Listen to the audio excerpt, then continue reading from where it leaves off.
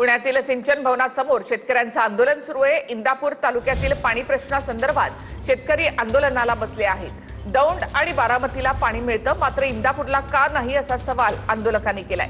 कृषी मंत्री दत्ता भरणे यांनी अधिकाऱ्यांसोबत त्यांनी चर्चा केली, तर चिरंजीव श्रीराज भरणे हे सुद्धा आंदोलनाच्या ठिकाणी दाखल झाले आहेत। हे काय निसर्गानं आपला ऊस जळालेला नाही, हा प्रशासनाच्या गलथानपणामुळे आमचा ऊस जळालाय।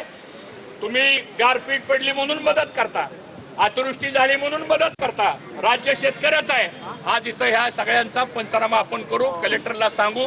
जेवढं क्षेत्र आहे आज आमच्याकडे कारखान्याकडे पण या सगळ्या नोंदी आहेत, त्या सगळ्या नोंदी आपण व्हेरीफाय करू, पंचनामे करू आणि तातडीने शेतकऱ्यांचा आहे त्याला या संदर्भामध्ये आपल्याला मदत करावी लागेल। बाकीचे विषय बरेच आहेत की बोलण्याची आज आवश्यकता असं मला वाटत नाही, पण गुन्हे दाखल केलेले मागे घेतले पाहिजेत। तातडीनं पाणी आज